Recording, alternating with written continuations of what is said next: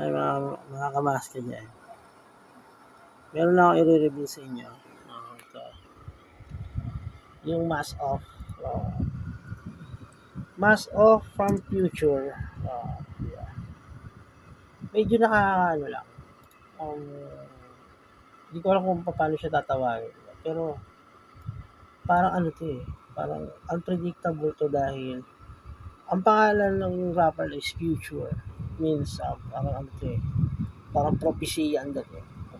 Sa hinaharap. And yung title is Mask Off. Sabihin, tanggalin yung mask. Okay. Yun, napansin. Hindi natin lagyan ng music.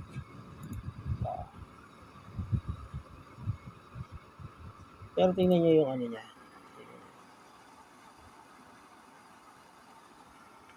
Tingnan nyo yung yan.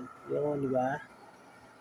Meron siyang mask. May mask siya. Tapos, ito pa yung makikita nyo. Yan, laki natin.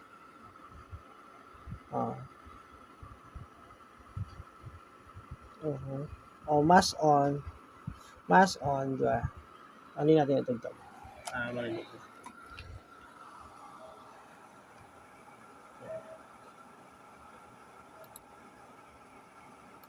Hina. Di ba nakita niya? Nakikita niya yan.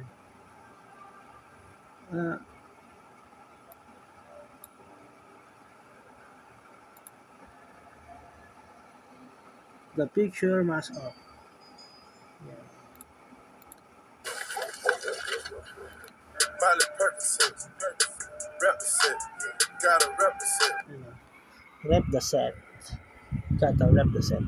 Yung parang ano, you represent the future is unexpected rapper that he can predict what happens on the future. In the future. Bagay na bagay lang sa kanya yung pangalan na future. Diba? Isipin mo, 87 years ago, pandemic is last 4 years ago. Ibig sabihin, 3 years before the pandemic, nung tayo gumamit ng mga mask, doon pa lang. Actually, nagsimula yung paggamit ng mask in 2019.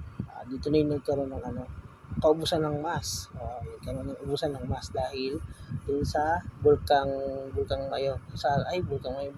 Taal.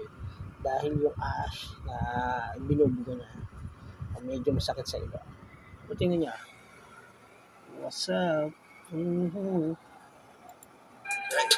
Chase shit, never chase a bitch, mask off, fucking mask off. Mask off. Fucking mask off. Diba? Dapat tanggal niyo yung mask. Ano talaga, yun naman sasabi ko. May mga pangyayari talaga na hindi mo nakalain. Diba? Just like this, future. Diba? Bagay na sa inyo yung pangalan niya. Kaya nga, yung mga pangalan din ng rapper, minsan gumagawa din sila ng mga unpredictable things na magiging legacy na rin. Ito man sa ito, is a part of legacy of future na nahulaan niya yung mangyari. They predict what happens to our future. Kaya medyo nakakatayo ng balay. Well, sino rapper or sino sa yung artist ang may ganitong klase ng propesya? Diba? O may ganitong klase unpredictable talent. Diba? Sa Pilipinas meron din, pero atayin nyo lang, sasabihin ko rin kung sino yan.